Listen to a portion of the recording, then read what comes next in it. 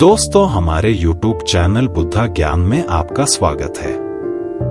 दोस्तों, आज की कहानी शुरू करते हैं। एक समय की बात है। एक बार एक कौवा पेड़ पर बैठकर रो रहा था। उस पेड़ के नीचे एक संत बैठे हुए थे। तभी कौवे का आंसू संत के ऊपर गिरा और संत का ध्यान कौवे पर गया। संत ने कौवे से पूछा, क्या बात है मित्र, आप रो क्यों रहे हैं?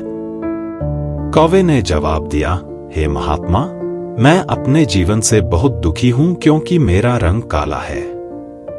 मेरे रंग के कारण सब लोग मुझे अशुभ समझते हैं और घृणा करते हैं। कोई मुझे प्यार नहीं करता। सब मुझसे नफरत करते हैं। इस तरह के जीवन से तो मर जाना ज्यादा बेहतर है। कौवे की बात सुनकर संत को दया आ गई और उन्होंने कहा, देखो मित्र, उदास मत हो।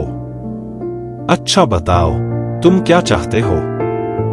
मैं अपने मंत्र की शक्ति से तुम्हारी इच्छा पूरी कर दूंगा। कौवे ने कहा, हे महात्मा, अगर ऐसा हो सकता है तो कृपया मुझे एक हंस बना दीजिए।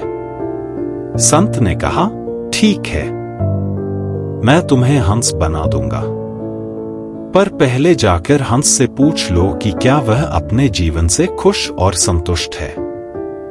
मैं तुम्हारा यही इंतजार करूंगा। कौवा उड़कर हंस के पास पहुंच गया और कहा, हंस, तुम बहुत सुंदर हो। तुम्हारा रंग दूध सा सफेद है। लोग तुम्हें पसंद भी करते हैं। तुम अपने जीवन से खुश और संतुष्ट होना।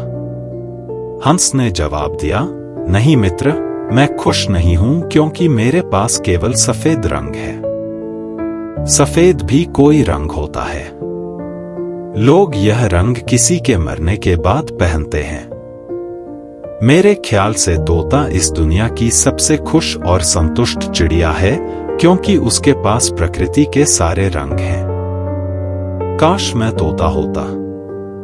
यह सुनकर कौवा उड़कर तोते के पास पहुंच गया और कहा, तोता, तुम बहुत सुंदर और रंग बिरंगे हो। लोग तुम्हें पसंद भी करते हैं। तुम अपने जीवन से खुश और संतुष्ट होना। तोते ने जवाब दिया, नहीं मित्र, मैं खुश नहीं हूं क्योंकि मुझसे भी ज्यादा रंग मोर के पास है। मेरे ख्याल से मोर इस दुनिया की सबसे खुश और संतुष्ट चिड़िया है। काश मैं मोर होता। यह सुनकर कौवा उड़कर मोर के पास पहुंच गया और कहा, मोर, तुम बहुत सुंदर हो और तुम्हारे पास प्रकृति के सारे रंग हैं। लोग तुम्हें पसंद भी करते हैं। तुम अपने जीवन से खुश और संतुष्ट होना।